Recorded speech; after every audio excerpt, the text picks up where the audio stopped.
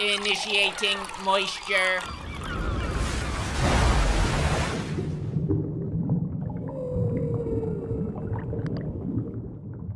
Welcome to the Moist Meter. Today we're taking a look at Halo Infinite. Now if you've been around the channel for a long time, you know that the Halo franchise is a very important one to me. It's very near and dear to my boners. Halo 1 all the way through Halo Reach, I absolutely loved. I put more hours into those multiplayer games than any other shooter ever. Halo 2 being my favorite. I think Halo 2 is a genuine masterpiece and it's in my top 3 favorite games of all time. So how does Halo Infinite rank in this beloved franchise? Is it one of the best Halo games ever made? Let's find out.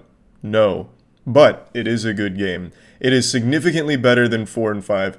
I recently replayed both of them on stream, and Halo 4 isn't nearly as bad as I remembered it being on launch, but Halo 5 is some dog shit. That game is just stinky. It's like a garbage truck set on fire and then drove into a swamp. The story is awful, but the gameplay in 5 is fun, and the multiplayer was a good time. And I'm just delighted to say that Halo Infinite is much, much better than 4 and 5 narratively, and the multiplayer I think is more fun. So let's go ahead and get into it. Let's start with the campaign aspect here. So the biggest thing they were boasting about with Halo Infinite was their open world. They're taking Halo in a new direction, and that direction is a big open world. And that right there is my major and really only big complaint about the campaign. The open world adds absolutely nothing to the game at all. It's not as bad as a Ubisoft open world game, but it's not much better either. The open world is big, but it's also pretty empty. And you do the same generic, mind-numbingly boring task of liberating outposts or hunting down a target of interest, or you go to where a group is being attacked and you save them from their attackers.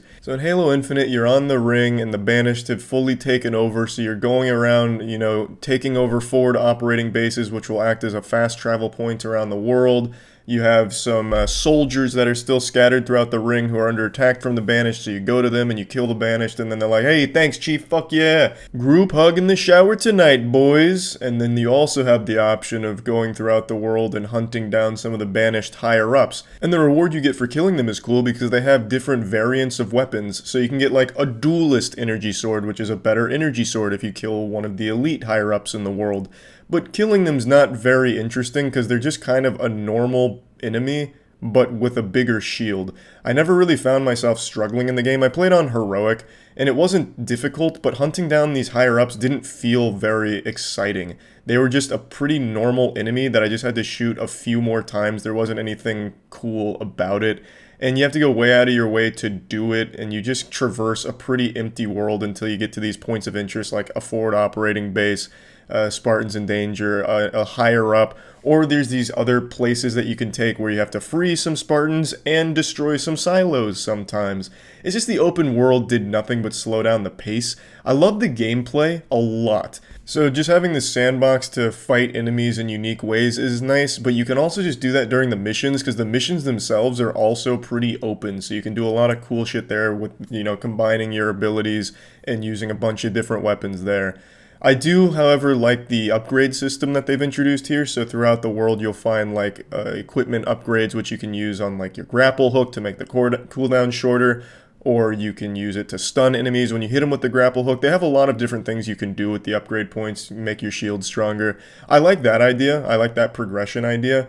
But again, I just don't feel like the open world is an enjoyable part of the game. I think that's definitely the worst aspect of the campaign. There's just not a whole lot to do in it that's not liberating outposts and just saving some Spartans under attack. So that's my only real complaint with the campaign, because everything else I actually think bangs. I think the story is very good, actually. I really found myself getting invested. I was listening to a ton of the audio logs, going out of my way to listen to the audio logs just to get more lore. The new characters they introduce I think are very strong, except for the pilot. I love the new AI that they've brought into the fold here, but the pilot is a pretty one-dimensional character. He just whines and complains a lot, which makes sense because he's just a normal guy next to a fucking god like Master Chief. So every time Master Chief's doing something and he's left alone, he could just die at any moment. Like he'll fucking trip and fall out of the Pelican and break his skull on a rock or something. So like he's constantly panicking. I get that, but he's still just not a very interesting character either. He's the only one I felt was a bit weak. Everyone else I really enjoyed. Especially the new Banished leader. Atriox is cool, but Escharum I think is much cooler. Every speech he gave I was like, fuck, that's awesome. And he has a really cool voice too. It's haunting. Like every time he like taunts you and shit, you're like, oh, I can't wait to beat this man's cheeks in. I'm gonna come in there and beat the fuck out of this guy. Like, it gets you hype. And most importantly, it does tell a good story that is interesting, and it's not like this mess like Halo 5.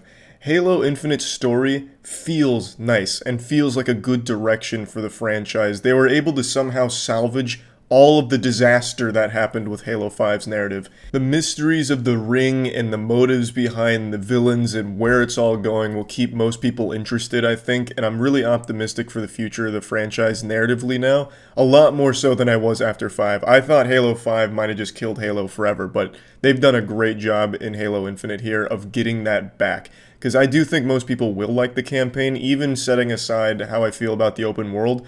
Just going through the main missions was a blast. I really enjoyed it. I thought the missions were a lot of fun. Now, one other quick thing I'd like to add, I do like the campaign missions a lot, the main missions, but admittedly, you're kind of just doing the same thing every time. You're running through the same Forerunner hallways over and over again, collecting power seeds in order to power up a console that you can jack your AI into, and it's really just repeating the exact same thing in the exact same places throughout every main mission. It never really changes that much. There are boss fights in here, and I do enjoy the boss fights a lot when there is like a big boss that comes in. I think it's done well.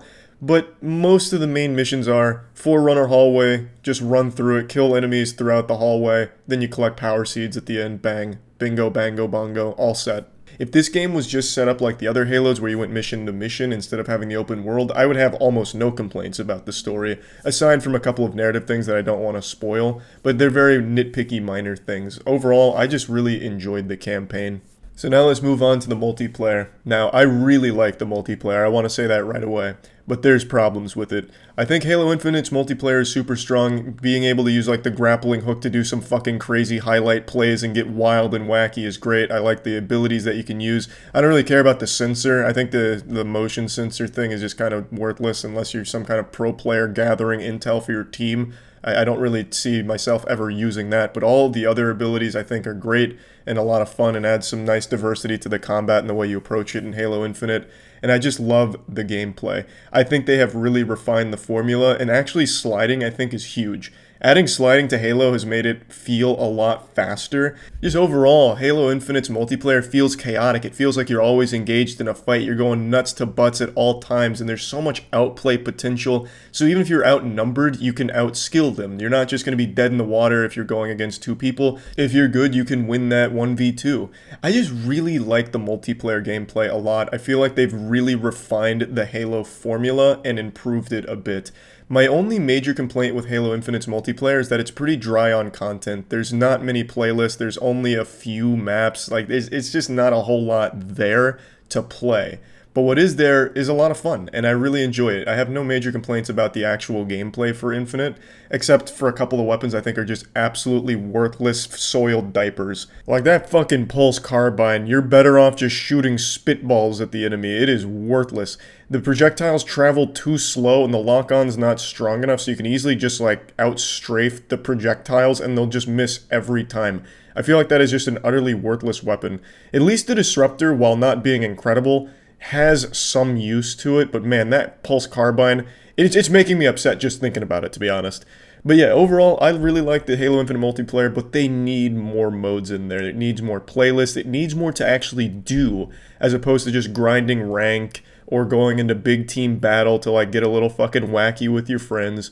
There's just not a whole lot of content in the multiplayer yet, but I'm sure they'll be there at some point. And it also needs that Forge mode to come out pretty soon so we can get some cool custom games going. It's a little disappointing they couldn't get the entire package ready for launch, but knowing that it is coming is at least reassuring. I also do want to complain about the microtransaction system, because that is another huge problem for the multiplayer in general. As everyone else has pointed out online, their entire system for cosmetics I think is awful. Top to bottom, just bad. In the battle pass progression, not good. The only bright spot in all of this is the fact that they're at least listening. They've already made a few changes to the system, and while they're not huge yet, it's showing that they're receptive to the feedback and open to actually making the changes. So that bodes well for the future of the game. But right now, even still, that whole system with cosmetics needs to be overhauled completely. It is just shitty. There's nothing really good I can say about it other than the cosmetics I think do look cool, but good luck actually getting them or enjoying the journey to get them. It's trash. So now let's go ahead and plug Halo Infinite into the moist meter. I'm giving it an 80%. I really did enjoy it overall, and I think it is a great step for the Halo franchise. I think this is the exact kind of game they needed to make in order to make Halo fun again and get people excited for Halo.